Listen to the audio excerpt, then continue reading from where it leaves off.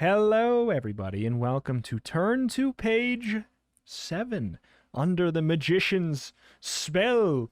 I want to say bleh again. Why do I want to say bleh? It's just innate with the territory of spookiness, I guess. How you doing? Are you ready for magic? Bleh. Bleh. I mean, bleh. Abracadabra. it's got some spook in it. Yeah. I'm more of an abracadabra as the magical man kind of words. Yeah. I mean, we do see some very traditional magician stuff on this page. We've got the sawn box in half, the perspective smoke and mirrors illusion that must be occurring here to make those boxes appear perfect mirrors of one another, and yet weirdly wrinkle my brain slightly to look at them both. It's true.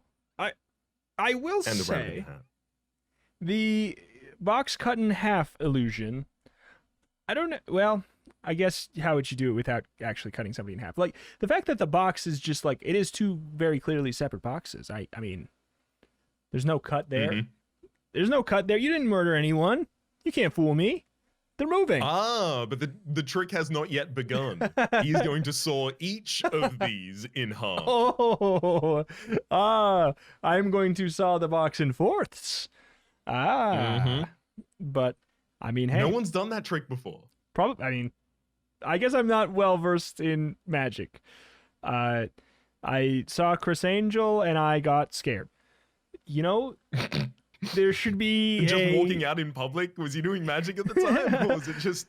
No, it's just like I'm like, oh, I shouldn't dabble in that. Like, I'm gonna become a demon or something, or I'm gonna own a, what is that? The breakfast brunch place that is either owned by Chris Angel or has all this stuff inspired by him. One of the two. Either way, it's weird. Can't dabble with that. I might own a brunch place. Who knows? It's even weirder if it's both. Yeah, exactly. I mean, like, I don't know. That's always been such a funny thing to me, is like when celebrities will either own a restaurant or something, and then you look at the menus. It is always fun to be like, well, what do they name it? Like, and this one was just so ham-fisted. It was just like the Chris Angel pancakes. It's just like put in there's like crispy fries. Like it was just that stuff. That's like, okay, we're getting somewhere. To say, like, at least make it crispy apple pancakes or something that fits it. Yeah, but after the fact that I mentioned that also on the menu was an anime version of Chris Angel as a child, like a chibi child in the kids section, I would like to move on. To eat? Yes. Would you eat this young chibi child? It's a chimichanga. I could not eat this young chibi child. I could not. He is incorporeal. What do you mean? I could not eat this young chibi child. We've got the Under the Magician's Goosebumps page in front of us.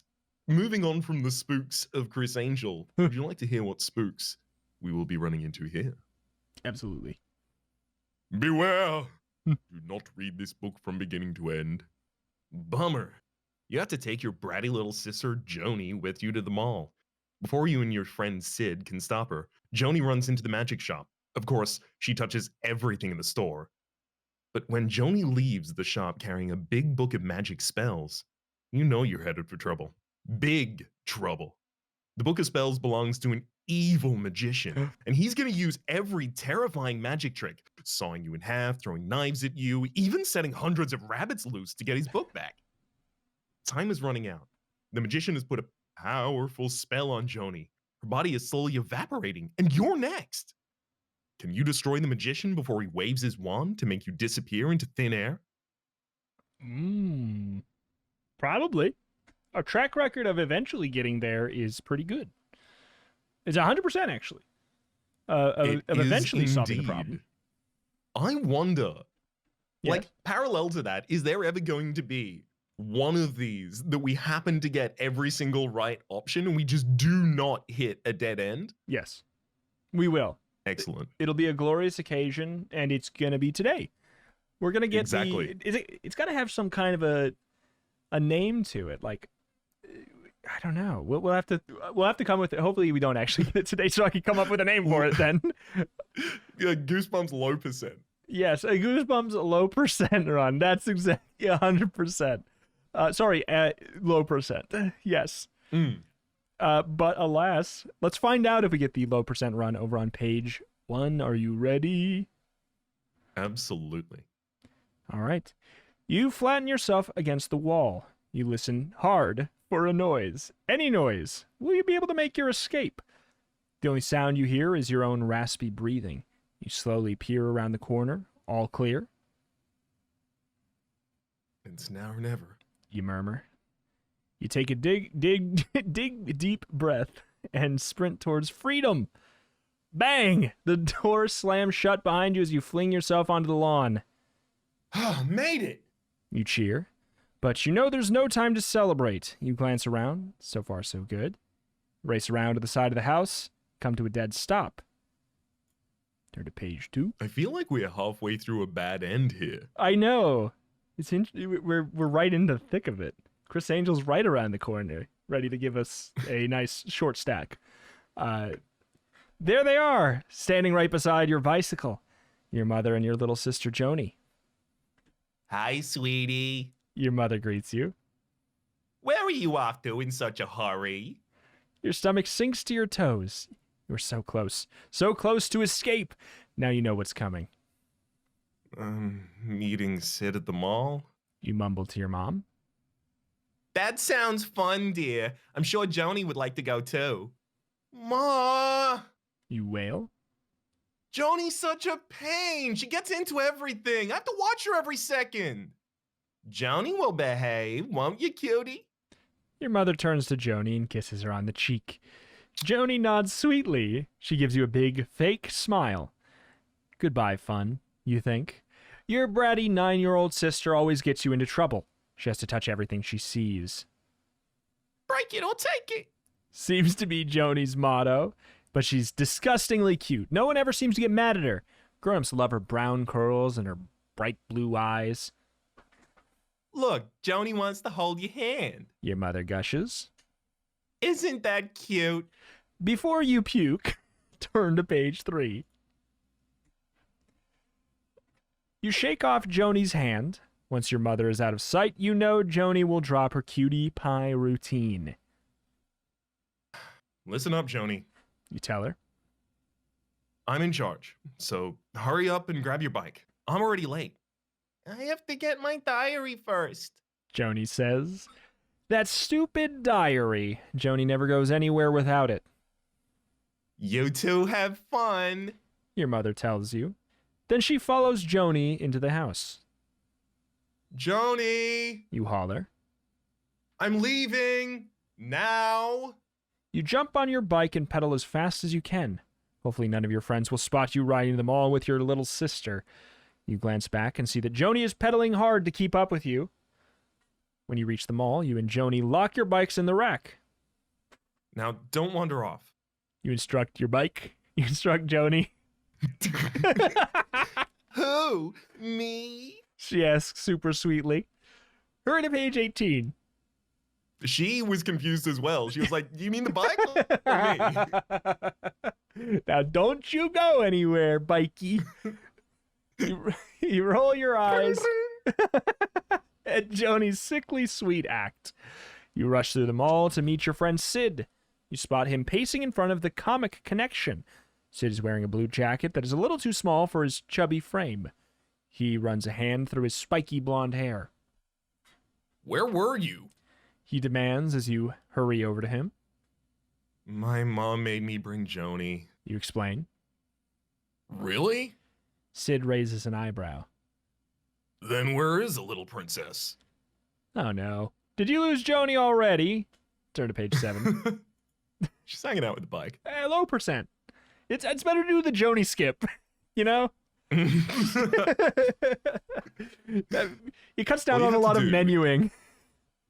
if you've torn out page 5 and it asks you to go to page 5, you default to page 6 and you can use that to skip to the end of the Joni routines. I like the thought that glitchless is if you don't rip out pages.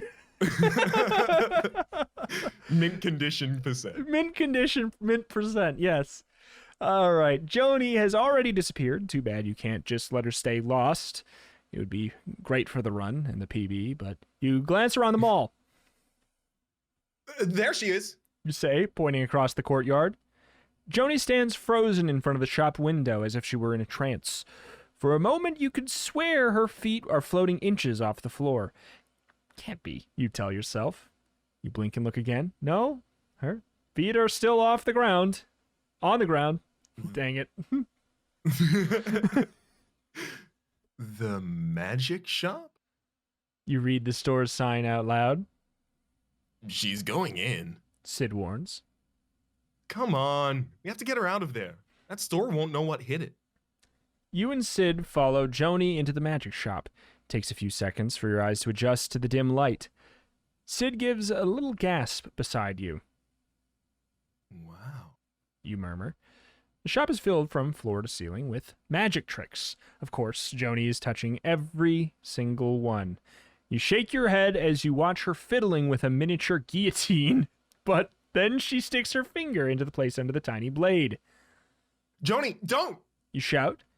Before you can stop her, she pulls the string. The blade drops right through her finger. Rush on over to page 114. Joni, don't move. You race to her side. Your mom will be furious if you allow Joni to chop off her finger. You force yourself to look down at your sister's hand. You hope you'll be able to stand the sight of all that blood. Joni slowly pulls her hand from the guillotine. She grins up at you, waving all 6 fingers. Do you strangle Joni now? Turn to page 25. Or do you use every ounce of strength and try to ignore your little sister's tricks? Turn to page 6. I mean, strangling in public because of magic would mean that it would be a very dangerous profession, at the very least. Yeah, no one would get into the magical arts if they were risking asphyxiation every time they left the house. It's true. Only true bad boys. Exactly. That's where you get only Chris Angels in the profession. I am a little worried here, though, that our two options are, do you strangle Joni now? Or... Turn to page 25. Yes. it implies the inevitability of strangulation, for sure. We could use every ounce of our strength to try and ignore the little sister's tricks before the game obviously tells us to go back and strangle. I take that would be a weird one, actually, if we got a bad end. Fact that if they want us to strangle our little sister in a magic shop at the local mall, I find it hard to believe they could justify that being a good ending for the kids' book made for kids. Let's go to page 6.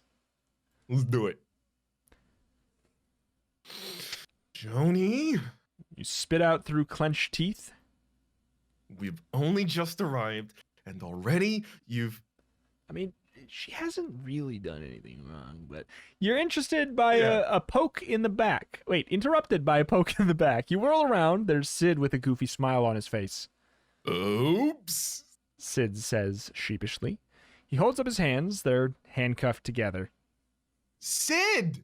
You scold him. You're as bad as Joni. A booming voice makes you jump. I see that you are enjoying my magic tricks. Great, you think? Chris Angel, the store owner, now we'll have to pay for the tricks we've touched. But where is the guy? You glance around the shop. You don't see anyone. You smell something, though. Something musty and rotten. Welcome to the magic shop. The voice says it all. A tall, thin man with a skinny mustache steps out of the shadow. It didn't rhyme. I can't keep going. Steps out of the shadows. He's dressed all in black. His black cape swirls around him as if there were a strong wind blowing. Except you remind yourself we're indoors. I am the magician, the tall man declares. Turn to page 125. Great shop, Mr. Magician. You use your most polite voice. Maybe that way he won't be angry about Sid and Joni playing with the tricks. Yeah, cool stuff. Sid pipes up. He reaches out to shake the magician's hand. What a jerk. He must have forgotten he was handcuffed. The magician peers down at Sid's wrists. You hear a low rumble that gradually turns into a creepy laugh. Sid's sorry about trying the handcuffs. You elbow Sid so that he'll put on his most sorry face. He does. But we really have to get home, so if you could get the key. Key? The magician brings his face directly in front of yours. You notice little wisps of smoke escaping from his collar. This is getting a little too weird. Glance around for Joni. Adults usually go for her cute act. Maybe she can cute the magician into getting the key. You feel Sid tugging on your sleeve. You turn back around, but the magician has vanished. Where did he go? Turn to page 8. Hey! You exclaim. Where did he go? Sid points. Number one magician audience. Oh my god, they would pay. They would pay for that plant. He must have disappeared into thin air. Oh my god. And there were no magic trapdoors at all. I checked. Sid points towards a black curtain at the rear of the shop. You walk up to the curtain, give it a yank. There's nothing behind it but a solid brick wall. Weird. It's time to leave. You tell Sid. He agrees. You quickly find Joni kneeling in front of a huge bookcase. Come on, Joni, we're going. You tell her. But I'm... Now! You command, yanking her to her feet. We need to remove Sid's handcuffs. You say once you're outside. We have some tools back at our clubhouse. Maybe this will help. Joni says. She holds up an old book. The words Magic Book of Spells are written across the gold cover. Joni! You screech. What are you doing with that? I tried to tell you. Joni whines. But you dragged me out of the store. Besides, I think there's a spell in here for getting out of handcuffs. Well, somebody needs to do something. Sid grumbles. I think these cuffs are getting tighter. What should you do? If you decide to try a spell from the book, turn to page 32. If you decide to go back to the clubhouse and use regular tools, turn to page 47. Now, if I know anything from the time I have spent playing fantasy games, yes, magical locks cannot be broken with regular tools. Yeah. But do we have a proficiency in spellcasting? What is our class? Unfortunately, we are Coopers, so we are a subtype of the village class. So we just make barrels. We're really good at that. We don't have any combat skills, any adventuring skills, any dungeoneering skills whatsoever. I mean, maybe the DM will fudge it. You want to go to 32? Let's give it a go. All right. Okay. Let's see if we can find a spell that'll do the trick. You say? You're willing to try anything. You grab the small, gold-covered book from Joni and skim the pages. It must be written in some kind of code. I've never seen words like this before. I bet I can read it. Joni brags, grabbing the book back from you.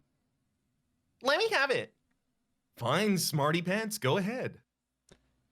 Joni studies the book, turning the page slowly. It must be a foreign language, she says finally. Yeah, like Transylvanian. Sid jokes. Maybe the English translation is in the back of the book. Joni flips to the back pages. I think you're right. This looks like English.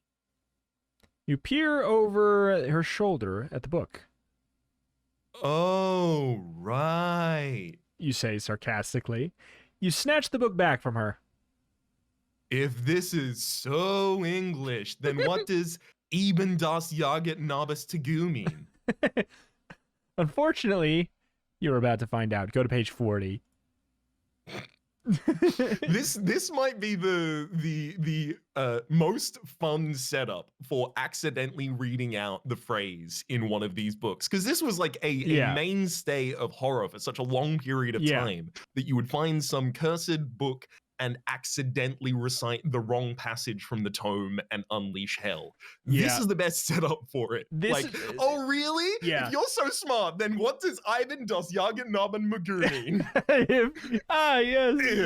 If this is so English, then it's just such I mean, because here's the thing, that's real. Like, that is a real situation, you know, between a brother and a sister. That level of just like snippiness, you would actually maybe read a cursed spell on accident.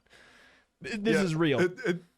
In the movie, this all happens, and then, you know, hell opens, like a portal to hell opens directly behind us, and then the character, like, I guess Sid says, that just happened, and then we cut away guys, to another scene. We've got company. There's a portal to hell right behind me, isn't there? Yeah.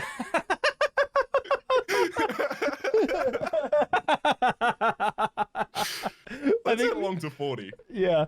Loud claps of thunder echo around the mall. The sky grows darker and darker. Huge cracks appear in the floor. You watch in horror as a huge split in the tile moves towards you faster and faster. Look out! You shout. You shove the magic book into the waistband of your pants. You try to outrun the widening gap, but it's no use. You fall into the opening. Your hands reach up for the edge, but the ground is shaking so much you can't get a good hold. You slide down deeper and deeper into the black hole. Your fingers scrape at the dirt along the sides. You try and find something to hold on to, but there's nothing. The dirt crumbles away under your fingertips. Help! You shout, but there's no one there to help you. You plunge into the earth's darkness, tumbling over and over and over. Plummet to page 60. Wake up! Someone is shouting into your ear. You open your eyes. Sid is standing over you. What happened? Where are we? I don't know. Sid answers. Underground somewhere. You rise unsteadily to your feet. You notice Joni sitting on the floor. She looks as if she just woke up. You glance around. The walls of the room are painted black. A wooden coffin sits on a low table. Behind it, a black velvet curtain. Do you think there's another brick wall behind there, like was back in the magic shop? You joke. Only one way to find out, Sid says. You walk up to the curtain, unsure of what may happen next. Before you can part the thick fabric, 3 men dressed in red tights somersault into the room. They reach the center of the room, begin to juggle. Balls fly through the air faster and faster. Hop, hop, hop. Then to your amazement, the balls turn into balls of fire. One of the jugglers turns your way and throws a glowing fireball right at you. With proficiency. Oh no. Do you know how to juggle? If you can juggle, turn to page 17. If you can't juggle, turn to page 28. Can you juggle? I can juggle 3 balls. Can you juggle? For the sake of, I can't juggle. Wow, we have both. Excellent. We're right down the line then. So, I'm closer to not being able to juggle than to juggle. Like, I'm closer to being able to juggle than not being able to juggle. So, on the spectrum between pedestrian and juggler, I'm closer to pedestrian. I walk more streets. Are you human or are you juggler? I am dancer. Let's go 17. All right, we can juggle. What could go wrong? This is what all the kids were training for. I like the thought, like, because this is pretty early on as far as choice delineation goes. If this is failure, then, like, you might not be able to get content out of this book unless you can juggle. Go learn to juggle and then come back. This book is too hard for you until you can throw it and 4 other books in the air simultaneously. Juggle skill issue. Look out! You shout. The ball is a fire speed towards you. You put your hands in front of your face. You catch a fireball and toss it back. Before you can take a breath, the jugglers throw another fireball at you. Once again, you manage to toss it back. Why are my hands burning up, you wonder? You notice Sid and Joni gazing at you in awe. The jugglers surround you. Somehow you manage to return every ball they throw. As you toss the flaming balls in the air, the jugglers speak in eerie, flat tones. We, says one juggler. No, says the second. Who you are, says the third. What do you mean? Ouch! It's hard to talk and juggle at the same time. You drop the fiery ball and poof, all the other balls vanish. You took the magician's book. The first juggler says. The magician wants it back, says the third. Then he'll eat for you for dinner. That's nice. And turn to page 64. Well, says the third. Turn to page 64. Okay, we're live. Juggle good. I'm just trying to internalize each of those voices for each of the three, just in case they come back, you know. I mean, hey. Before we end up on the dinner menu. Sid interrupts the jugglers. Can you take off these cuffs? The first juggler somersaults over to Sid. Oh. He jiggles with the cuffs and they clatter on the floor. How did you do that? You ask. When you and Sid tried to unlock the handcuffs, it seemed improbable. It's a trick. The juggler answers. Everything's a trick here. The tone of that makes them sound like they are really just so fed up with everything. Everything having to be... Does everything have to be a trick here? Can we just Everything's a goddamn trick here. This morning I got up, I peeled a banana, and it like, you know the little snake trap? Yeah, absolutely. Thing, the corn fritter snake trap? It did that. The banana did that at me. Everything's a trick. Yep. I woke up. I found out that my whole life, my wife, my kids, is all a trick. I'm sick. Everything is a trick here. Everything. Everything is a trick. Everything is a trick here. Suddenly, all three of the jugglers freeze. The magician. They cry together. He's coming. All three disappear into a puff of smoke. Turn page 34. The magician will be here any minute. Those magicians made it sound like we're goners. Sid whispers to you. Even if you gave his book back. Joni adds glumly. You've got to act fast, but you can't escape because you don't know where you are. Besides, there doesn't seem to be a normal door in this black room. Your only hope is to hide the book, then the magician will need you alive if he wants the book back. We've got to hide the book. You tell Sid and Joni. I'm going to put it in the coffin. No, it'll be too easy to find. Let's look around. You search the room for a hiding place. There isn't much choice. A wide shelf runs along one wall.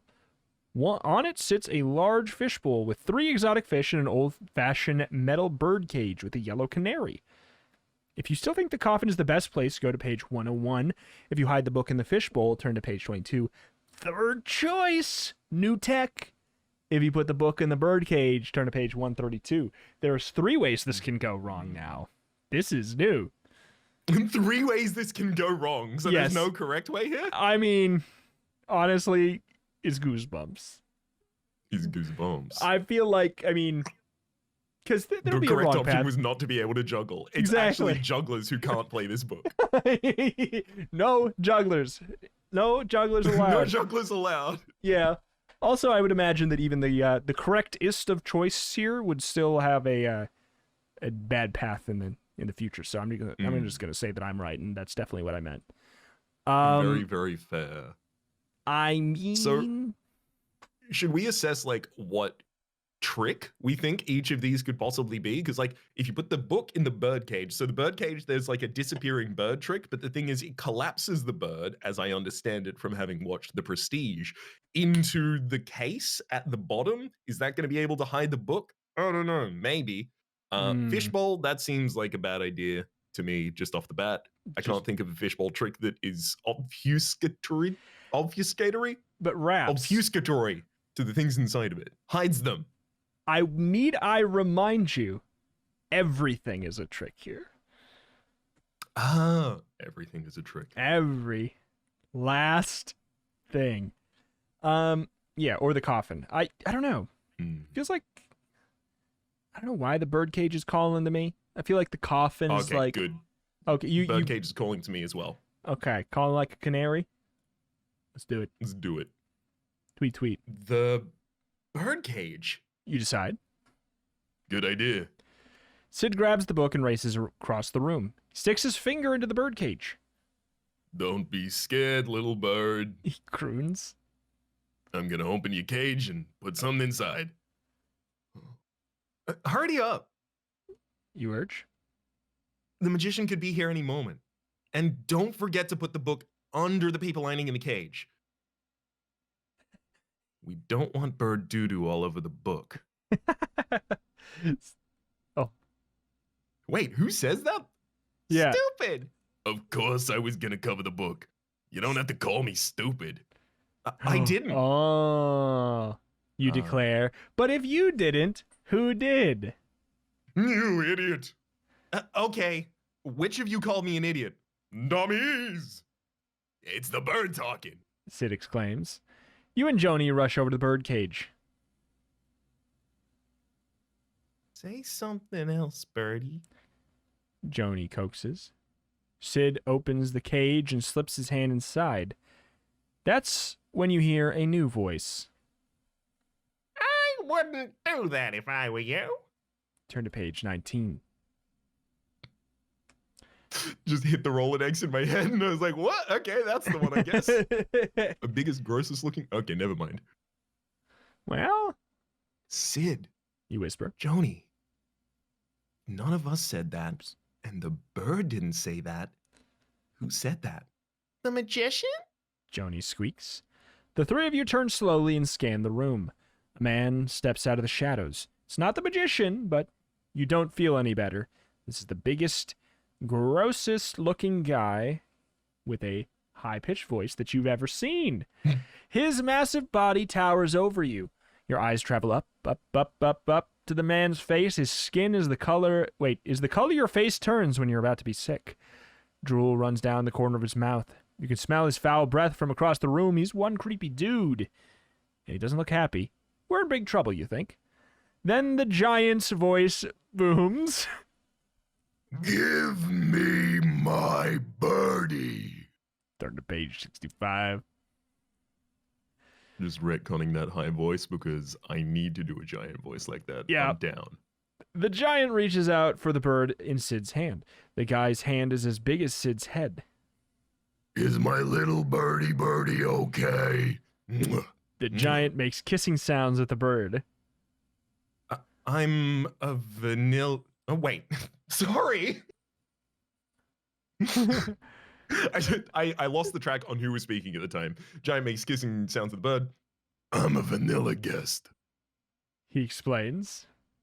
I was just practicing throwing my voice. You mean you're a ventriloquist? Joni corrects the man. Good move, Joni, you think? Get the giant mad. The huge man peers down at Joni. Uh-oh, you think? Here it comes. You're cute. The giant tells Joni. I know. She replies. They smile at each other. You don't believe it. Joni's cute act is working on this gross guy. Can you show us how to get out of here? Joni asks, flashing her dimples. Sure, come with me. The giant says, taking Joni's hand. Joni, wait. You call. You are not sure you trust this guy. Do you just want to sit here and wait for the magician? Joni asks you. She's got a point. Sid adds. What do you think? Should you go with the ugly giant? Rude. If so, turn to page 110. If you think it'd be better to wait, go to page 67. The deadly experiments of Dr. Eek conundrum. Sit in a chair? This is basically like a shallow test, right? Like, are you shallow? Like, yeah, we said monstrous, we said big, we said ugly, we said all of these different descriptors about smell and stuff like that, but all of the actions we've shown from this character are being gentle and sweet. Do you still judge them by that first thing we said? Yeah, he's ugly.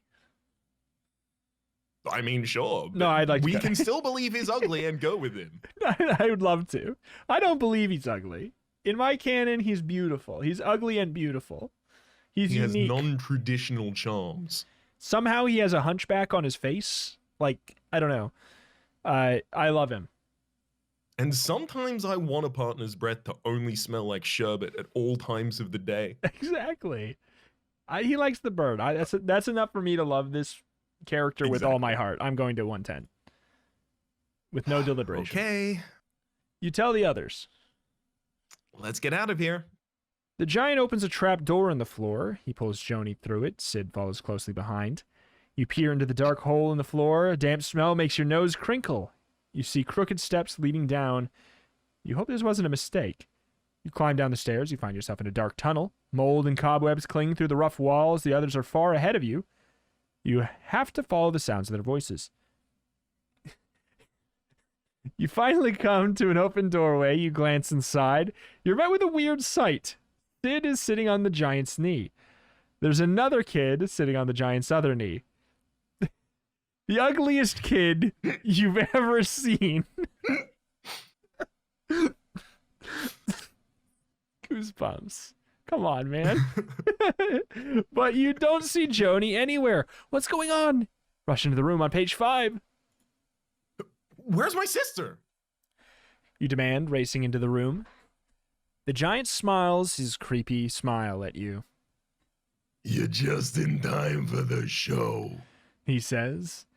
That's when you notice the kid next to Sid isn't a real kid. It's a ventriloquist dummy. A really ugly dummy. Where's Joni? You ask again. Of course, knowing Joni, she could have wandered off by herself. The dummy's red eyes blink open. I'm Freaky Freddy. The dummy says. Children don't like me. They think I'm too scary to look at. Sid, come on. We have to find Joni. But Sid just stares blankly ahead. It's as if he were made out of wood. Uh-oh. I need cuter dummies for my act. The giant explains. Then people will like me. No, you think it can't be. You notice a large cabinet. You rush towards it and yank it open. Joni! You shriek. She gazes at you silently. She's a dummy, and crumpled beside her is another dummy. You pick it up and gasp in horror. The dummy has your face. You now know how this will end. I would just like to mention, Goosebumps is now saying, actually, go back and judge that person by their cover. Make sure you judge that book by its cover. Yeah. Be as judgmental as you possibly want. He's ugly, therefore probably bad. How dare Yeah. you, Goosebumps? Unless the canon path is we can't juggle, which we still don't know. It's true. I will say I am confused. She is a dummy. Joni is a dummy. Like, I mean, She already was. no, but also it says she gazes at you silently, she's a dummy. But we also by her see a dummy of us. Yeah. And it says Yeah, you know how so this will I end. think it- What's the subtext? Why do So we I need think- to be killed for him to make dummies of us? I think it has to be like a Chucky kind of situation. They're gonna have to do some some chant in order to transfer the soul of our recently deceased self into the dummy to give it a more lifelike manner. Now, I don't know why a ventriloquist who can That's what I was project their gonna voice say. and can craft dummies requires this, but I mean, to be fair, he said he was a vanilla something. I can't remember. a vanilla guest, exactly. He was a vanilla guest. He's not a ventriloquist. I guess that's why. Let's see. What page do we go back to? Oh, shoot. Let's see. I'm here. I will Let's find give it a it. little bit of a pause. Sure. We'll bring you back in a sec. Ba-do-do-do. We need like a sound for that. We need like a cool little chime.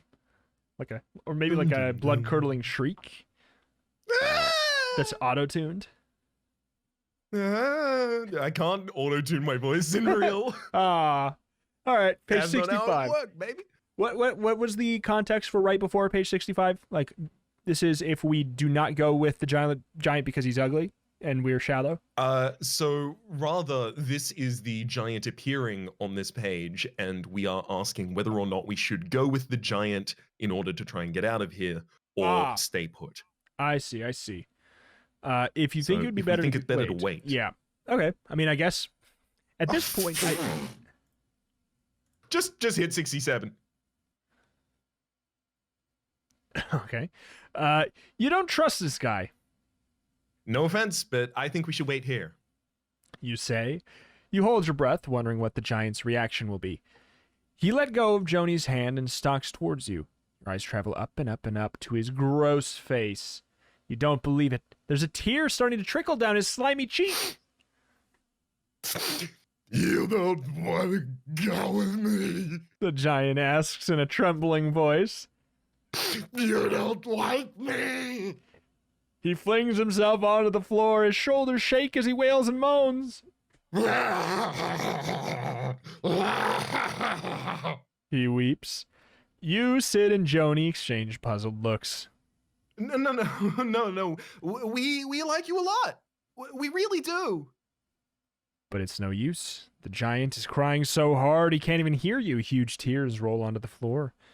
You're soon knee-deep in tears, then chest-deep. Now you can taste the giant's salty tears. You're going under. Then you start crying to yourself when you realize this is the end. You shallow jerk. You shallow jerk. How dare you? Wow. You should have gone with him and become dummies. Exactly. Is it like, were we supposed to I think we can't operate with the birdcage. I think the birdcage is wrong. Yeah, okay. So do you want to go to do you want to put in the coffin or the fishbowl? Because I got the pages for those. Ooh, let's go with the fishbowl. Okay, that's 22. Coffin's too default for us. Yeah. Never go with your first thought. So Second long, thought. low percent. Back on the grind. Maybe we'll get there eventually. Maybe the fishbowl would be a good place to hide the magic book. You say. You walk over to the shelf and peer at the fishbowl. The fish stare back. No way. It'll be totally obvious. And the fish might get mad. Sid adds. I don't think that's gonna happen. You tell them. You've just noticed the fish aren't real.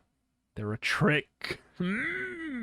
They just were painted on the inside of the clear bowl. You reach into it and do a double take. You can't believe what you see. Your hand becomes invisible inside the fishbowl. It disappears completely. You test it again. You pull your hand out of the bowl, shake off the water, stick it back in, disappears again. This is so cool. Hey, Joni, check this out. Joni glances your way. You watch her eyes travel down your arm to the fishbowl. Her mouth drops when she notices your hand appears to be gone. Then you lift your arm out of the water. Joni's eyes grow wide with terror. You glance down at the end of your arm where your hand should be. My hand! Where's my hand? Turn to page 106. A look of horror comes across Joni's face as she stares where your hand should be. Her eyes well up with tears. Oh, here it is! You exclaim. You poke your hand out of your sweater. Gotcha! You double over laughing. Does it all have to be a trick? Everything's You a trick have here. a really sick sense of humor.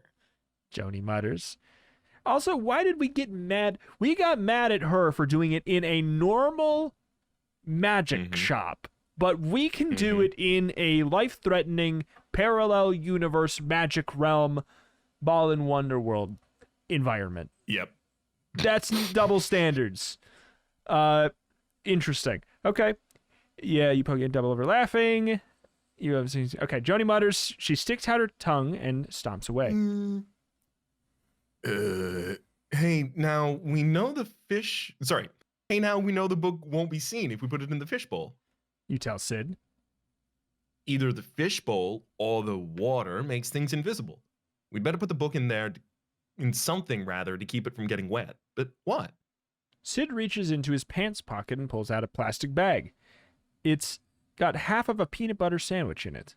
He removes the sandwich and stuffs the whole thing in his mouth. There you go. He mumbles with his mouth full. You take the capital B baggie, canonic character, I guess. You take the baggie, you take Baggie from Sid and slip the book inside. Then you drop Baggie into the fishbowl. Joni comes up beside you. She picks up a short black stick sitting on the shelf and taps it on the fishbowl. What do you think this is? She asks. How should I know? Maybe it's the magician's magic wand. Quit playing with it. Joni sticks the wand into the bowl and stirs. Oh no, maybe she shouldn't have done that. Turn to page 100.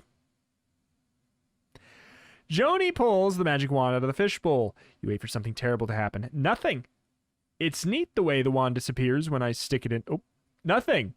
I didn't say that. It's neat the way the wand disappears when I stick it in the fishbowl. Joni declares for the first time. She stirs the water again. I can feel the magic book when I stir, but I can't see it. She adds, pulling the wet wand out of the water. She puts the wand into the bowl for a third time. She stirs so hard that water splashes all over the rim. Joni, we have to... You never get a chance to finish what you were going to say. You hear a bubbling sound coming from the fishbowl, then a gurgling, then a whoosh. Water gushes out of the fishbowl. You glance at Sid. He stares at the rushing water. Joni shrieks and drops the wand. Water pours onto the floor, rising quickly. The painted fish come to life and start swimming in the knee-deep water. Now, knee-deep from a fishbowl? Now you recognize what kind of fish they are. Conveniently, man-eating piranhas, and piranhas aren't choosy. They don't mind being kid-eating piranhas. This is definitely the end. What? You know what? The thing I take most issue with on this page is piranha are actually quite choosy. You have to make them very hungry to Yeah, attack it's people. true. Is it? They're just they're a hit carrion campaign. feeders. They want dead flesh. I know. It's been a hit job against sharks and piranhas. They don't deserve it. They do not indeed, but this was a direct line from our choice from the fishbowl, so now I guess we have to go into the coffin. On which It's page true. does that lie? I just want, I mean, yeah, 101. I just want it. I want 101. a good hiding spot. That's all I want. Also, stop hating piranhas. Hate the game. Life.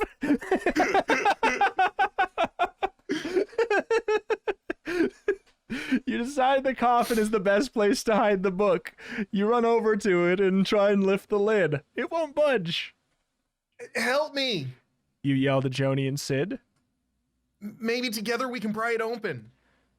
Well, if I knew this was the teamwork option, then obviously. Joni and Sid rush over to the coffin, grunting and groaning. The three of you tug the heavy lid. Gives an inch, then 2 inches. Enough to slip the book inside, then the lid snaps shut, almost taking your fingers with it. Just in time, a sound behind you makes you whirl around. See a black hat topple off the shelf across the room. A black crow flies out, circles the room, lands on the coffin. Ooh! You watch stunned as the crow turns into the magician. You 3 meddling children have taken something of mine, and I am here to get it back. The magician's voice echoes throughout the room, takes a step towards you. Which one of you has my book? He demands. We lost it. We lost it. You say quickly. Don't you dare lie to me! The whole room seems to shake with the sound of his voice. Lies make me very angry. And you don't want to see me when I'm angry. The magician warns. The magician points at you. I'm quite calm. I'm actually sedate right now. This is me on a good day. Don't talk to me before I've had my framilization. I've come straight from my daughter's wedding. Today is the best day of my life. I'm on my way to yoga. The magician points at you. It really centers me. Find your chakra. Now. At once. The magician points at you. Sparks fly from his fingers. What is he doing to you? Hurry to page 66. You glance down and see that your feet are no longer touching the floor. You float higher and higher. The magician snaps his fingers. You're turned upside down, suspended in midair. Then you start shaking like a salt shaker. Everything from your pants pockets falls onto the ground. When the magician is satisfied that you don't have the book, he does the same thing to Sid and Joni. Gum wrappers, markers, rubber bands, even a sandwich fell to the floor. Okay. Cannon. That must be Joni's sandwich. That must be Sid Joni's. Canonically has eaten his. Has he? Not in this reality. He ate Oh, the sandwich no, in the no, fishbowl reality. That's what I'm saying. There you Cannon. go. Good point, well made. Loophole. We are multiverse travelers. It's not their fault. Okay, yeah, even a sandwich fall to the floor. You must have hidden the book. The magician realizes. Thud. You, Sid, and Joni drop onto the floor. Hey! Joni complains. That hurt. She rubs her backside. Backside. That was... Oh, sorry. Backside. She rubs her multiple backsides. What have you done, magician? My That's the magician's patoots. voice, I guess. I've made it twice as likely that you get a bad end by accidentally having your batoot revealed. Oh no! Vulnerability. That was nothing. The magician growls. You have a terrible feeling he's telling the truth. The magician claps his hands, and a tiny hourglass is suddenly hanging from a rope around your neck. The sand will run out in exactly 1 hour. He explains. If you fail to return the book in perfect condition, you will join my collection. What collection? You ask. Then out of nowhere, a gust of wind blows aside the velvet curtain behind the coffin. What you see makes all three of you scream in terror. What's behind the curtain? Find on page 113. You were right. Behind the curtain is a brick wall. He's gonna turn us into a brick. But there's something else too. A wooden cabinet with rows of glass shelves, and on the shelves are heads. Human heads. You, Sid, and Joni stand frozen in fear. You can't tear your eyes away from the horrible sight. 12 shrunken human heads stare back at you. You monster! You shout. You force yourself to face the evil magician, but he disappears through the brick wall. Again. You have to think of something. You really don't want to have to get your head shrunk. You don't even want to see how Joni and don't even want to see Joni get her annoying head shrunk. Now what? Sid asks. Let's give back the book? Joni says. I don't think we should. He might not let us go after we give him what he wants. That book is our only assurance that he won't hurt us. At least for an hour. He adds, glancing at the hourglass. But if we don't give him the book, he'll take our heads for sure. Joni counters. They turn to you for a decision. If you think you should give the book back to the magician now, turn to page 78. If you think you'll have better luck by hanging on to the book and trying to find a way to escape, turn to page 36. Boy. I mean, every scenario in these books that we have been like, I'll let you go if X. They never actually have. Yeah, exactly. So... Exactly what I'm thinking. No one threatens to make you a shrunken human head and then, oh, it's all good. Never mind. Oh, sorry. You apologized. We're all fine now. Like, they're two extremes. I think we've got to have a hang on to this book. I also think it's going to be important that we have it to the ability to recite the passage possibly backwards or something like that in the future. Do you remember it? Tootie Pootie? No. All right. I almost did try and copy paste it out so I would be able to reference it consistently on other pages, but I was too slow. All right, here we go. 36. You don't think the magician will let you go once you give him the book. Your best bet is to escape now. But how?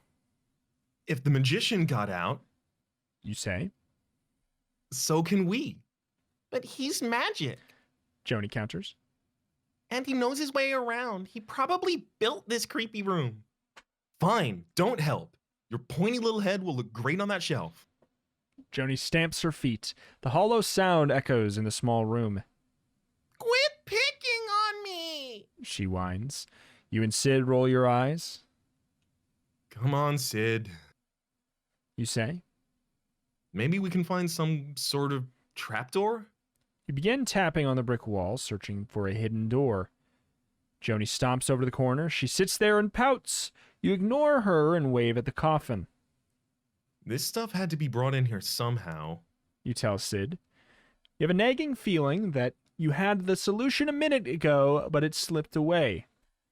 Joni's singing TV jingles. She's so annoying. Repair, safe like repair. Joni, cut it out. We're trying to... Then something occurs to you. As strange as it seems, you think the answer is in something Joni said or did. He's magic. Oh. He probably built this On creepy room? page? I don't know. Yeah. I mean, something that she did was singing TV jingles or, pouting in the corner. Something she's said is he probably built this creepy room. Yeah. It actually feels like there's data we could gather. This is like the first time where I feel like we're actually being tested. Like... A little bit. Although I do wonder... in any of these books. Yeah. Yeah, I do wonder if they'll throw the wrench in the works, so to speak. And as soon as we say, I mean, she astutely observed that the magician probably made this room, so there's probably magical ways out, or blah blah blah blah blah.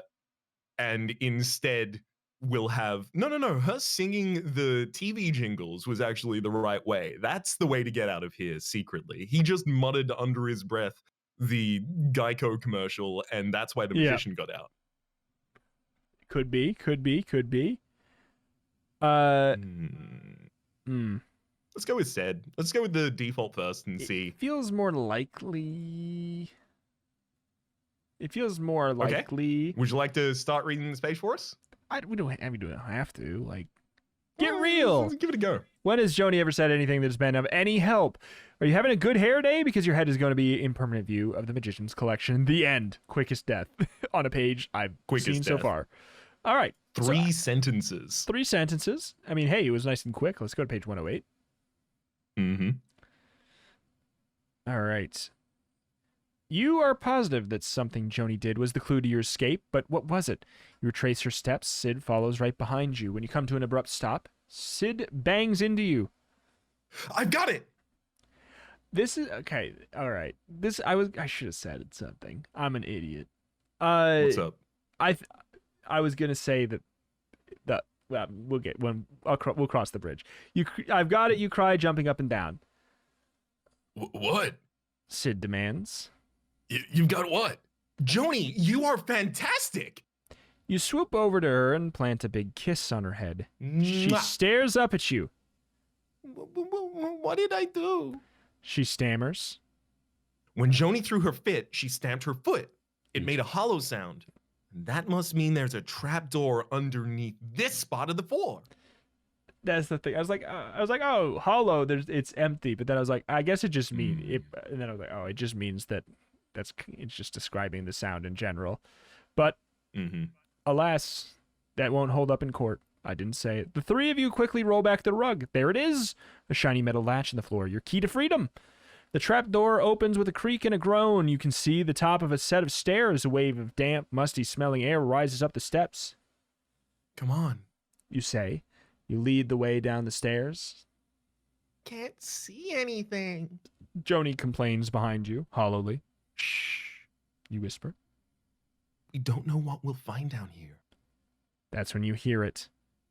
A mostly blood-curdling scream. Ah! Okay. I'm scared. Go on to page 81 if you dare. Chills run down your spine. That scream sounded as if someone were being tortured. The three of you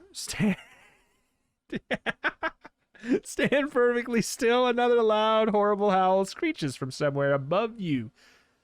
Then silence. And you don't like what you hear next. Footsteps, hollow footsteps, and they're headed your way. Should we go back? Joni squeaks. But you have no time to decide. A door opens at the other end of the steps. A face appears in the doorway. A terrifying face. A face with slits where eyes, nose, and mouth should be. Long, black, stringy hair sticks out of around the face and hangs down onto the creature's shoulders. You back up into Joni, who stumbles into Sid. Ouch! Get off! You hear behind you. No chance of escape that way. Large hand reaches out and grabs the front of your shirt. Help! You cry. Hurry on to page 44! You're pulled through the doorway into the glaring white lights. Joni and Sid tumble after you. You gaze up at the creature. You start laughing when you realize the face that scared you was only a gorilla mask. The man takes off his mask and winks at you. He's short and bald. Had you gone there for a minute, didn't I, partner? He says. Sounds like your cousin from Texas. The man drops the gorilla mask on the floor and picks up a giant cowboy hat. That's when you notice he's dressed head to toe in a cowboy outfit. Jeans, cowboy boots, spurs. He helps Joni to her feet, then shakes Sid's hand. You're just in time, partner. He tells Sid. In time for what? Sid asks. In time for some real fun. The cowboy answers. You glance around. You're on a stage that's been decorated to look like a western ranch. Bales of hay are stacked around a fake barn door. A large wooden wheel painted red, white, and blue stands at the center of the stage. What kind of place is this? You wonder. Then you feel something cold and hard pressed into your back. A knife! Go to page 86. Not the end. You peer over your shoulder at the cowboy. Stand aside, kid. The cowboy says, flashing the knife blade at you. You're in my lot. You don't need to be told twice. Sorry. You mumble. Take a few steps back. The cowboy strides towards the center of the stage and positions himself in front of the wheel. He tosses the knife into the air and catches it behind his back. Then he tosses it up again and catches it with his eyes shut. Freaking jugglers, man. Joni applauds. My, what a cute little girl. The cowboy says to Joni. Would you like to see another trick? Sure. Joni says. Sid nods. You don't think you ever want to see another trick in your life? Take your seats, take your seats. The cowboy commands, waving Sid and Joni towards the folding chairs at the side of the stage. Then he turns to you. You have a terrible feeling that you've been chosen to be a part of the cowboy's act. Right you are. The next thing you know, the cowboy is strapping you to the wooden wheel. All right, you be real still. The cowboy instructs. No wiggling. Now what, you wonder? I don't know. Wheel? Knife? Gee. Maybe knife. Maybe knife throw at wheel. Like Magic Act. You watch the cowboy pick up 4 deadly-looking knives. Now you know you don't like this. Excuse me. You begin, but you're so frightened that you have trouble getting the words out. The cowboy doesn't hear you. He takes 3 knives in his left hand. The other knife he aims directly at your head. The knife thuds into the wood next to your left ear. That was close.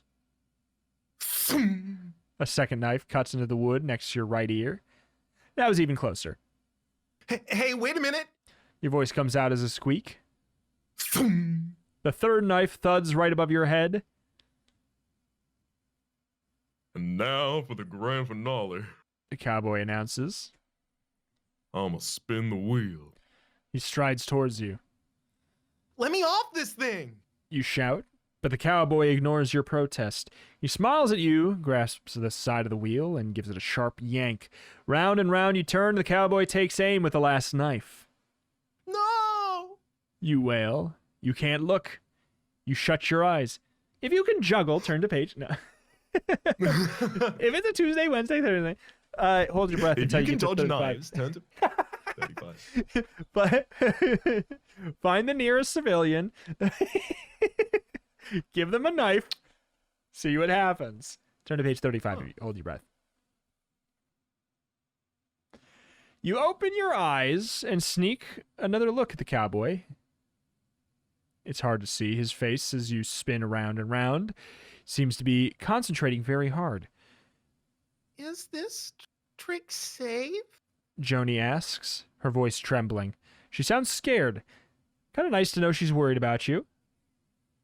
I'll tell you a secret, little lady. The cowboy assures her. It's a trick knife, completely harmless. Cool. Sid says. He and Joni lean forward in their seats. Maybe the cowboy knows what he's doing, you think. You've seen this at circuses before. You shut your eyes just before the cowboy throws the knife. Whoa, dang, wrong knife. Oh, the last words you ever hear at the end. Jesus. I don't even know what we have to go back to at this point. It would be give the book back? Oh my god. Is it that far? I mean, it must be, because we had dead ends on any other path. So where is giving the book back? Coffin, 66, 113. It would be page 78. Here's my guess before... I'm going to call it before we get there. We look in the coffin and the book's not there. That's my thought. And then it's a whole path. That's my guess. But that's my guess as of now. So, again, as a reminder of where we have returned to, we have not even yet seen the magician return, and we have seen them return. They've disappeared, and we're deciding whether or not to give the book back or attempt to keep it to escape. Exactly. So we're going 78. 78. I think we better give the magician what he wants. You tell them. Joni and Sid nod. You sigh and walk over to the coffin. But when you lift the lid, you discover the book has disappeared. It's gone! You shout. Joni and Sid rush over to the coffin and they peer inside. Maybe there's a secret compartment. Sid suggests. You hear footsteps. They sound as if they're coming closer and closer. Do you think it's the magician? Joni whispers. I don't know, but I sure don't want to find out. You tell her. The tide in the coffin. Turn to page 103. Welcome to the musical episode. Yeah, that was the musical page. Hasn't Every it? Goosebumps has one, and Yeah, we just unfortunately haven't we've found been one. missing them in every previous. Page 78 is the musical page. Sorry. Write that down. Okay. Why is it not letting me click? Well, there we go. Okay. You, Joni, and Sid climb into the empty coffin. The lid clicks shut above you. Also, if any of the other pages we read were 78, music that is was a Phantom 78. Phantom 78, and also music's in everything. So yeah, it was just avant-garde jazz that we were performing. exactly. Jazz. Yes. The lid clicks shut above you. The three of you are squashed together. What's your elbow? Joni snaps. Hey, that was my eye. Sid complains. You get a mouthful of Joni's hair. You're starting to sweat. You feel as if you're going to suffocate. You have to get some air. You place your feet on one side of the coffin and push. You try and create some space between you, Joni, and Sid. Your shoulders press against the opposite side of the coffin, and you hear a loud click. What was... The bottom of the coffin pops open, and you're suddenly sliding down a metal chute faster and faster, tumbling over and over. The chute comes to a sudden end. You crash land into the hard floor. Joni and Sid hit the floor next to you. Look for the magic book. You say, jumping up. Joni spots the magic book lying on the floor by a tall wooden cabinet. Just as she reaches for it, a man steps out from behind the cabinet. His foot lands squarely on the book. Turn to page 112. The man is tall and dressed in a sequined white suit. Sequined, what a word. Sequined white suit. He wears a blue mask that covers half his face. You can tell he has no ID. He's standing on the magic book. You want to keep it that way. Welcome, welcome, welcome. The masked man says. Are you my new assistants? Why, yes, we are. You say. You glance at Joni. She gives you a little nod, and then you wink at Sid. He winks back. He understood your plan immediately. Lie. You approach the masked man and shake his hand, pulling him off the book. Nice to meet you. You say, walking him towards Sid. You glance back to see Joni grab the magic book and slip it into her backpack. Oh, good. The masked man replies. I can never seem to keep acquaintances or assistants. Now come along. The masked man leads you over to a low table. You don't like what you see. On it is a long, gleaming sword and a very sharp saw. A long box lies on a table nearby. Which trick would you like to do? The masked man asks. The Cabinet of Swords? Or would you rather be sawn in half? You don't like these options, but he's waiting. So choose. To be sawn in half, page 49. To test your luck on a Cabinet of Swords, page 55. I mean, this, I don't know if we can get any information other than choose one. Because both of these could go horribly wrong in the Goosebumps universe specifically. To be fair, it doesn't say be cut in fourths, and we do see the cover of the book, and we're live. So. Okay. Let's get sawn in half. I like that trick. Sure, I don't know. I like that trick. It's also the cover of the book. So hey, let's go with that. I'll do the sawn in half trick. You say? At least you've seen this trick before. Who knows what a Cabinet of Swords is? That's like, what? Excellent. The masked man claps his hands. The table with the long box on it rolls towards you.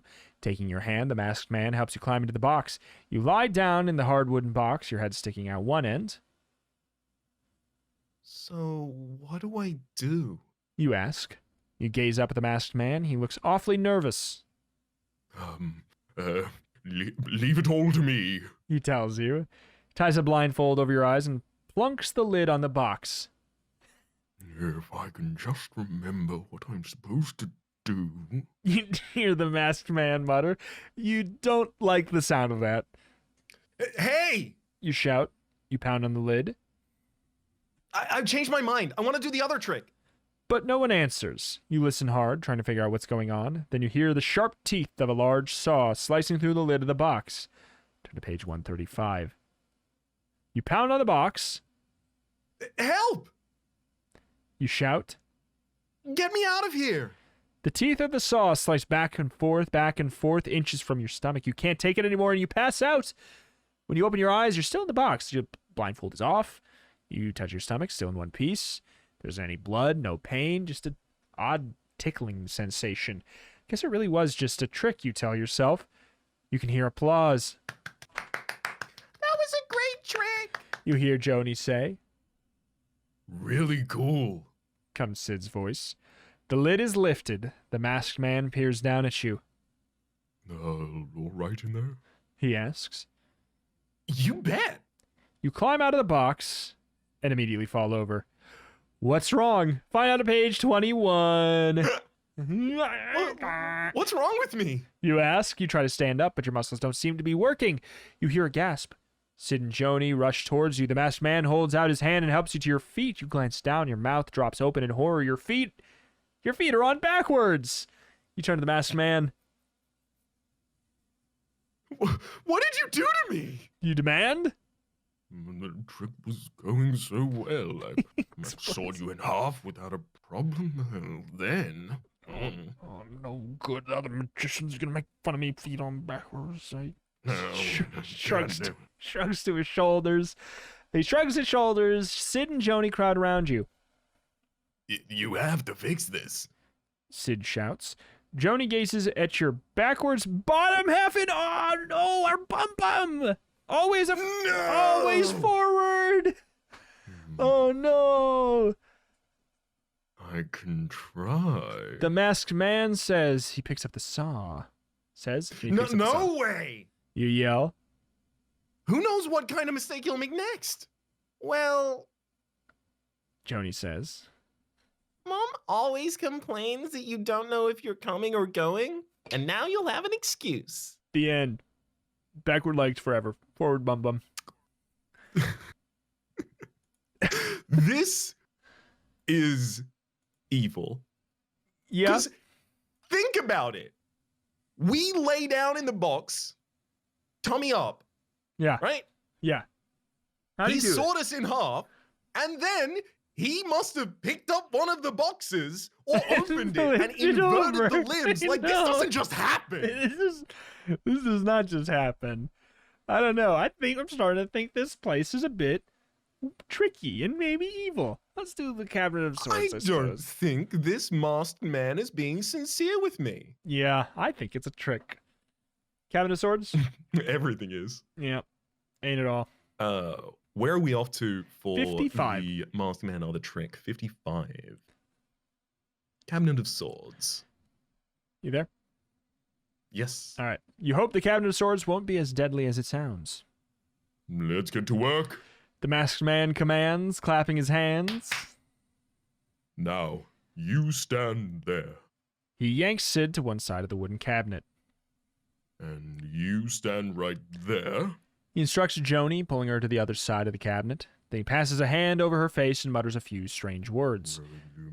Her expression goes completely blank. He does the same thing to Sid. Sid stares into space, unmoving, unblinking. What did you do to them? You stammer. It's for the trick. The Masked Man informs you.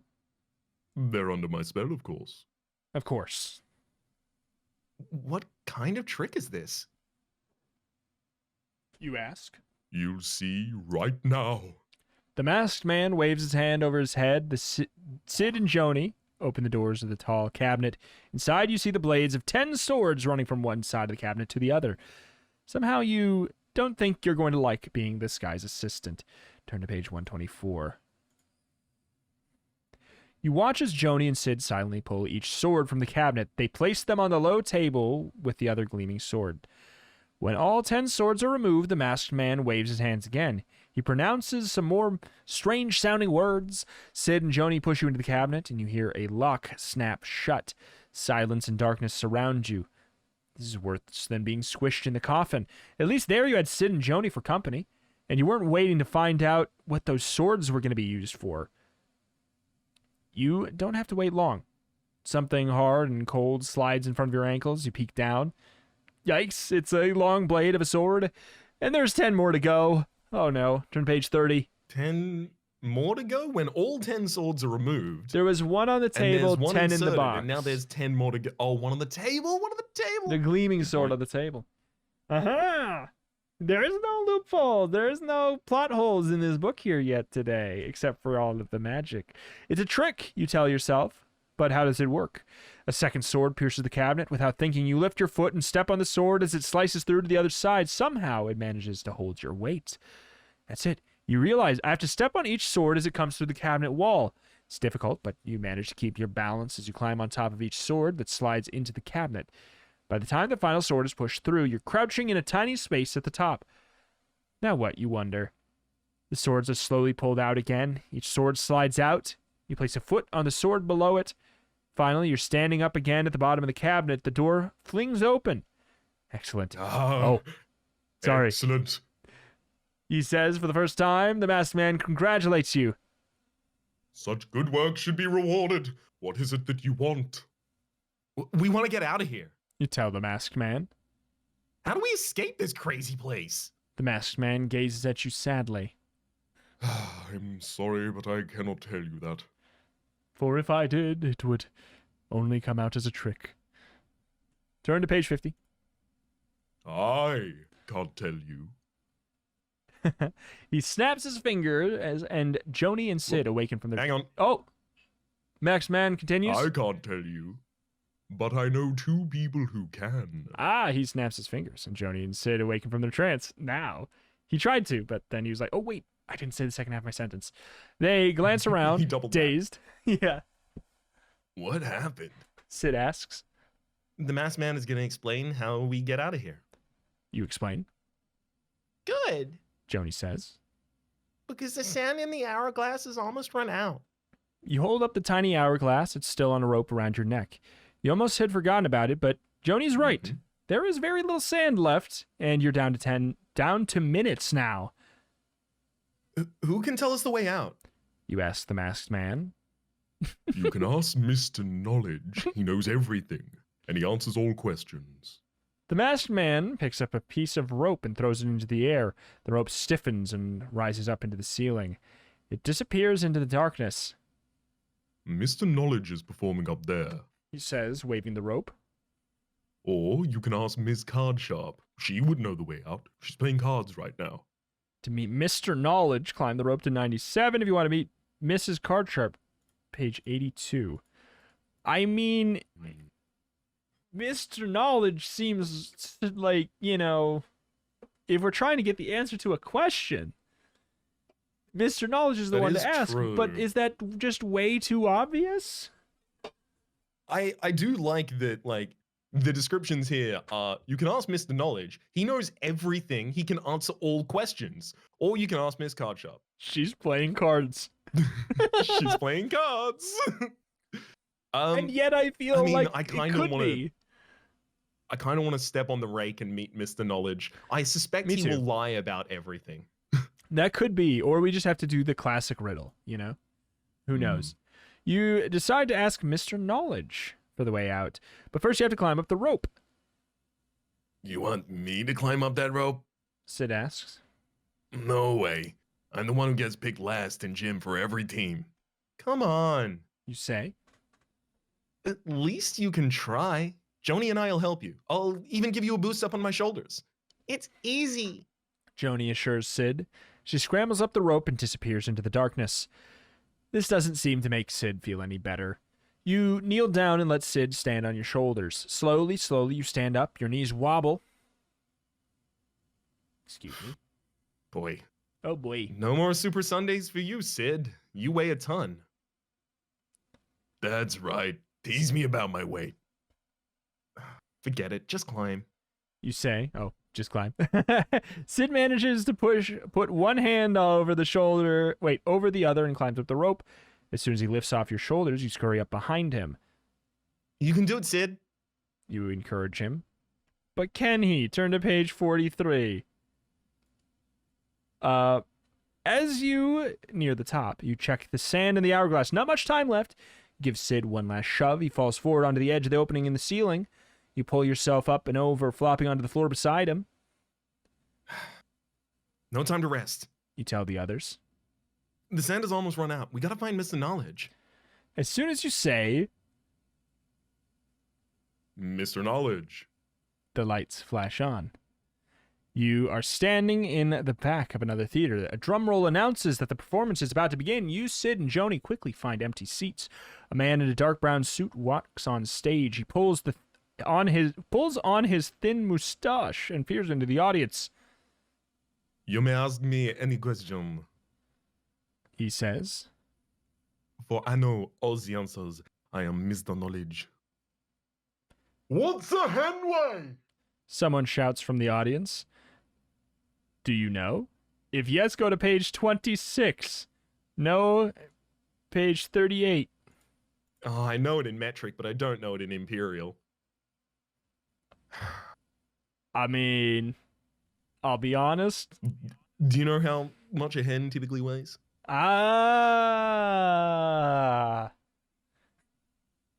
I don't. It's clever, but I don't know. I want to say like 4 pound. Let's find out. How much does a hen weigh? Between 5 to 10 pounds. Okay, so I just had a small hen. I feel like Let's that's say enough for yes. us to say yes. Absolutely. Oh, What is that's it. a henway? Mr. Knowledge repeats the question. You can't help yourself. Hen weighs about 6 pounds? You shout from the audience. You love these old jokes. Mr. Knowledge gazes out at the audience. Very good, my young friend. You may ask the next question. You know exactly what to ask. How do we escape from here? Mr. Knowledge looks startled.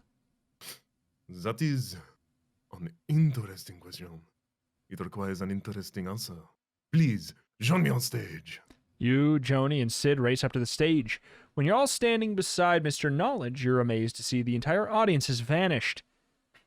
The answer to your question is in the red ball.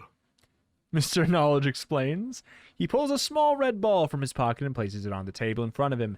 From a drawer in the table, he produces 3 small cups. He puts them in a row, 1 cup on the right, 1 cup in the middle, 1 cup on the left. Then Mr. Knowledge takes the red ball and puts it under the middle cup. Now what? Find out on page 87. Oh my god. Wait, it's in the middle? It was in the middle, right? Originally. Originally, yes. Yes. Mr. Knowledge begins to move the cups around the table. He starts slowly at first, then his hands move faster, switches the middle cup with the right one. Then he moves the left cup into the middle and into the middle of the other two. Now the cup on the left and the cup on the right are swapped. You're getting dizzy watching his hands move. I mean, it's on the left. Yeah. But like, Anyhow, sorry, I was just trying to make sure that there wasn't an additional move or anything like that. He's moving so fast. He did 3 moves. Oh, well, is the red ball. Mr. Knowledge asks. If you answer correctly, I will let you know what you need to know. I mean, we get to pick the cups. It's on the left. If it's not on the left, then it's pulling a trick. Mm-hmm. You pick up the cup on the left. The 3 of you hold your breath, waiting to see if you're correct. So much is riding on your choice. It's your only hope of escape. Mr. Knowledge lifts up the cup on the right. No red ball. So far, so good. I will give you a chance to change your mind. Mr. Knowledge offers. He places his hand on the left cup. You stare at it. Is the red ball under there? Oh no. If you want to change your mind for the it's a Monty Ball problem. We had the Monfinity Hall problem, then the Monty Ball problem. We're getting them all problem. If you want to change your mind for the middle cup, but it doesn't apply here.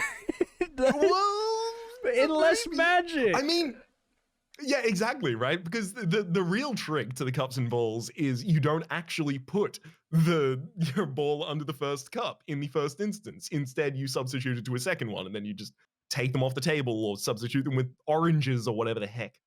It's true. I want to respect the Monty Ball problem pun, Yes. but I think we should stay with the left cup. I think so too. But I do like 62. the spirit of the other one so much that I'm so curious. I don't know. Okay. You, Sid, and Joni all have your eyes glued on the cup on the left.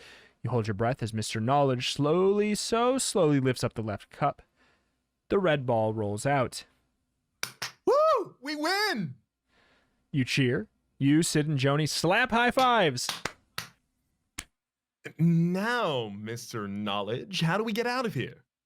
The answer is in the red ball. He hands the small ball to you. Throw it against the wall, and the answer will be revealed.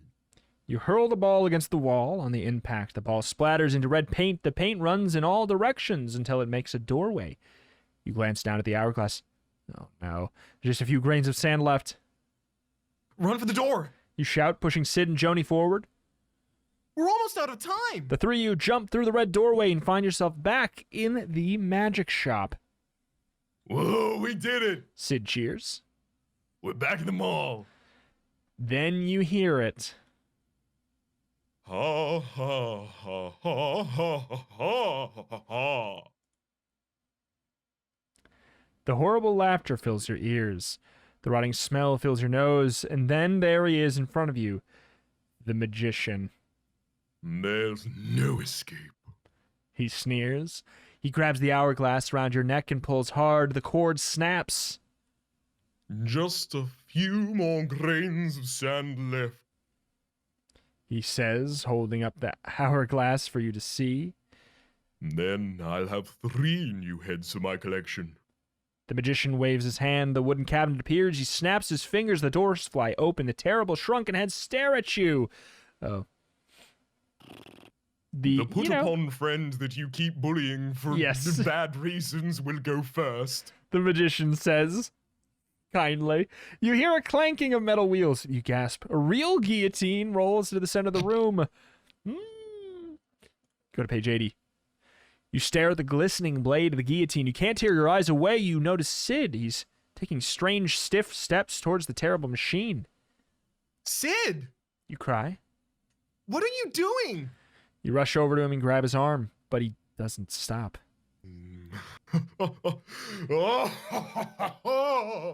You whirl around and glare at the magician.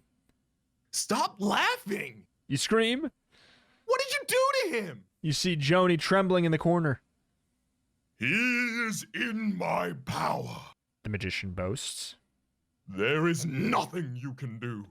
You shake Sid hard. He looks like a zombie. His eyes are glassy and has the same blank expression on his face that the gruesome head staring at you from the cabinet have. The trance must have made Sid stronger. He easily shakes you off. He lies down and places his head under the terrible blade. No! Sid, no! You glance at the hourglass dangling from the magician's hand. Only 5 grains left. How do we know? Time is running out. You got to do something, but you can't stand here and watch your best friend get his head chopped off. But what? Turn to page 95 before it's too late. We're running out of time, but I must individually count the grains of sand left in the top of this hourglass. Yeah, 1, 2, 3, 4, 5. Oh, shoot, 4. Wait, shoot, 3. All right, we'll give you the book. You shout. Just stop the hourglass and release Sid. The magician turns the hourglass on its side. He places it on the floor. You're relieved to see that grains of sand stop flowing through the narrow opening. You can't! Joni shrieks at you. You can't give him the book! He's evil! He'll use it to do evil magic! You ignore what she says. You pull her backpack off her shoulders. The buckles open under your fingers. You grab the book. Bring it here. The magician commands. I can't watch you do this! Joni says. She sits by her bag and turns her back to you. You clutch the book close to your chest with both hands. You take teeny tiny baby steps across the room. Quit stalling. The magician demands. You cross the room and stand in front of the evil man. The magician snatches the book from your hands and a big smirk appears on his face, but it soon turns into a grimace. Bad head, eh? The magician sputters, reading the title of the book out loud. Go to page 119. This is not my book. The magician thunders. Now! You shout to Joni. She jumps to her feet. In her hand is the real magic book. Joni's been waiting for your signal. While you were stalling, she was searching for a magic spell that might help you. No pra is panalo look! Joni pronounces. Huh? You say. You doubt the nonsense she just read will stop the magician. No! The magician roars. His hands fly up as he tries to cover his ears. Joni repeats the strange words. Amazing. No pra e panalo. The spell seems to be working. No! The magician wails again as he wraps himself entirely in his cape. As if he hopes it will block out the sound of the spell, he's completely hidden inside of it. Then the cape drops silently to the floor. The magician has vanished. Did the spell really work? That depends. Is today your lucky day? The magic book says Monday, Wednesday, and Friday are the lucky days. Monday, Wednesday, lucky days. Tuesday, Thursday, not lucky days. I mean, I think it has to be a lucky day for us, certainly, right? it is accurate that it is for you. As always, it works out so well. They were in both zones, so I guess it's our lucky day. Unless that's bad. Let's continue. It's our lucky day. Here we go. Uh-huh. This is your lucky day. As soon as the magician disappears, Sid wakes up from his trance. He and Joni race for the door. You stand over the cape, staring at it. Strange to think how frightened you were only moments before. And it was this cape that had you so scared. You pick up the cape off the floor. It's so smooth and silky. You have to wrap it around you. It feels good. You knot the strings under your chin. You gaze down at the beautiful fabric. You begin to turn. Then you twirl faster, faster. You love the way this cape floats behind you. Hey, come on! Joni calls from the doorway. Let's get out of here. Sid adds. You turn towards their voices. Puny children. They are nothing before your great power. You know what you must do. You snap your fingers. Behind you, the cabinet door opens. You watch Sid's mouth drop open and Joni's eyes grow wide in terror. Your heads will be perfect for my collection. You tell them. The guillotine rolls farther into the room. You have become the new magician. The end. Good ending. Yeah, good ending. Good ending. Magic. Oh, it's nice that we finally have a good ending and we become a magician as well. Although we are going to have children coming to our store and depose us at some point, so we may want to see if there's a better ending on the other side. I mean, it is convenient that it is a, it's Page 24. Too bad this isn't your lucky day. Page 24. Too bad. Yeah. Oh. Oh no, it didn't work. The magician's still alive, but where is he? You eye the crumpled cape. He couldn't be there, could he? Creep towards the cape. It's just a piece of fabric. A pretty nice looking piece of fabric, if you're gonna be quite honest. You tell yourself. You try and shake off the feeling of dread as you slowly move forward. Your foot accidentally hits the hourglass that was sitting on the floor. Skitters across the room, stopping in front of the cape. You reach out for the hourglass, but the other hand clutches it first. Another hand clutches it first, a hand that stretches out from under the cape. The magician's hand turned to page 51. Oh my god. You are frozen in fear as you watch the magician's hand grasping the hourglass. Where's the rest of the magician, you wonder? You don't have to wait long before you find out. The cape rises until it towers over you. The silky fabric slips onto the floor. The magician stands before you, one hand holding the hourglass, his other hand shoots out and grabs you by the throat. You try and scream, but the words are choked off. The magician's fingers squeeze tighter and tighter. The hourglass dangles in front of your eyes. 2 grains of sand left, and then it'll be all over for everyone. Wow, this all happened in 3 grains? You must stop those grains. It's your only hope of defeating the magician. You struggle for air and reach for the hourglass. You miss. Your lungs are burning. You're about to pass out. You have one more chance. You lunge for the hourglass. Do you grab it? Close your eyes. Let your finger land on one of the numbers and go to that page. 77 or 88. All right, I'm fine touching my screen. I'll just clean it afterwards. Okay. What you got? Okay, I completely missed. And again. I got 88. 88 is? I also like 88 because it looks like 2 hourglasses. Oh. You give it all you got, but your grasp falls just short of the hourglass. Joni, You manage to gasp. help me. Use another spell. As you slip in and out of consciousness, you hear Joni reading something, but you also don't understand the words. Your eyes close. You're about to pass out. You become aware that the room is full of people. You feel the magician yanked away from you, and your eyes flutter open. You can't believe what you see. The magician is being stuffed into the cabinet by dozens of attackers. Attackers who look exactly like you. Joni, You shout. what did you do? She bites her lip. I thought it'd be a good spell. She holds out the page for you to read. Multiply your strength. Looks as if the magician has been defeated. As soon as the cabinet door clicks into place, it disappears into a puff of smoke. The other yous turn and gaze at you expectantly. Very weird feeling to be stared at by dozens of faces identical to your own. What are you going to do with them? Great. Joni grumbles. As if one of you wasn't too many. The end. That's Not kind of good, I guess. It's going to cause an identity crisis. absolutely. For everyone involved. It is indeed certainly not bad.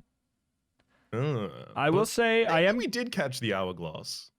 I mean, I will say I'm certainly curious, and at this point we're probably basically at the end, and we've already invested all this time anyways. You want to see what 70? Exactly. There's only 2 grains left. 77? Yeah, there's only 2 grains left. You give everything you got. You stretch out your arm so far it starts to cramp. Then, using every ounce of strength you have, you lunge for the hourglass. You've got it. Every muscle strains as you lift the cord and place it around the magician's neck. Excuse me? The hourglass dangles under his chin. You're not too late. You watch the last piece of sand drop into the bottom of the hourglass. The magician's face begins to change in front of your eyes. His eyes turn up in his skull. His skin on his face bubbles like oatmeal. You realize that the hand at your throat has relaxed its grip. It hasn't let you go yet, but you can take deeper and deeper breaths. Air fills your lungs, and you begin to feel stronger. You reach back and swing your fist at the magician's face. The magician's head topples off its shoulders and bounces around the floor. Joni screams behind you, but the magician's body still has your neck in a powerful grip. Turn to page 4. I'm afraid we have stumbled across the first problem, which is when the magician took the cord and hourglass from us, I believe they snapped the cord when they took the hourglass off our neck. So we've just quickly tied a knot. We're a scout. I mean, hey, what's wrong with that? Yeah, we got him. We owned this children book. Get owned, book. Absolutely. How can a guy without a head choke you? Is this just a Google search? But the fingers at your throat tighten their grip. Help me. You manage to choke out. Joni finds a sword on the wall and chops off the magician's arm. You find the arm. You and the arm fall to the ground.